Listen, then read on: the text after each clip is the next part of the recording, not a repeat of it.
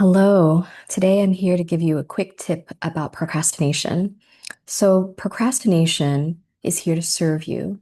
Even if you might feel like procrastination is something that's a huge blockage in our life, if we actually take a look at the root of it, you can see actually that it's there in service of you in some way. And the way that I see procrastination across my clients, as well as how it shows up in my own life, because it really shows up in most people's lives in varying levels of degrees, is that um, it's like the overall, symptom of like some deeper root causes. And so when we start to investigate why am I hesitating? Why is there resistance to actually taking on a particular project, doing a particular task? When we slow down ourselves enough, these are the ways that I've discovered how it showed up into myself and as well as my clients. So I've made a little list here for you to investigate for yourself the next time that you feel that level of resistance and desire to do some doom scrolling or watching of Netflix. The first is rest. So when we're not actually scheduling enough time for rest in our lives, then when there is a task that comes up that doesn't have an immediate deadline, procrastination is used to give us a bit more rest because we actually are honestly physically tired. The second is similar, but it's a little bit different. It's about leisure.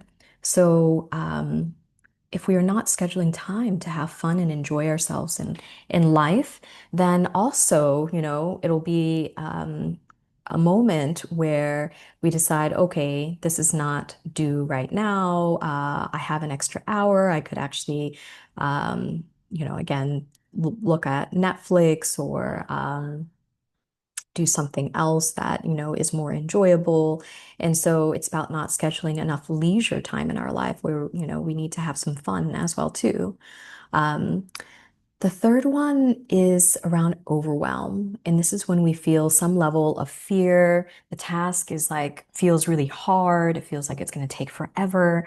And so procrastination is used sort of as a way to release the stress because if we are looking at a task and we're feeling overwhelmed or scared, actually, it probably isn't a great time to take it on until you've actually addressed what it is that you're worried about.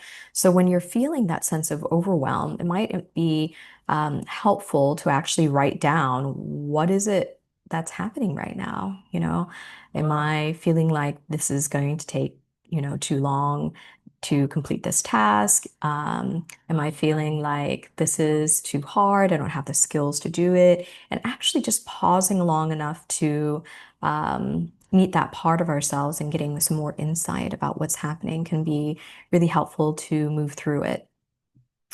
And then the last one's a little bit tricky because it's um, one that it's like it masks the procrastination, which is perfectionism.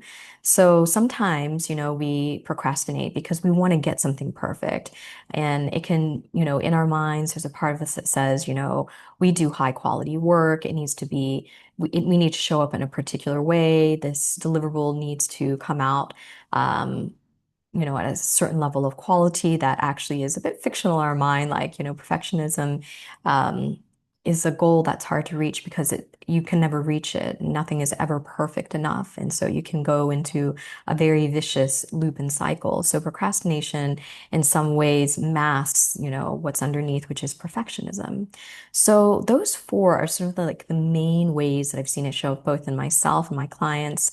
The suggestion that I offer you is just to, when you notice that you're feeling this resistance, you're feeling that sense of procrastination as a tool coming in to either give you some time for rest and leisure, to take you out of a state of overwhelm, or that's basically delaying working on something that a goal that you can't reach, like perfectionism, then just pause long enough to really meet it and do a little bit of journaling.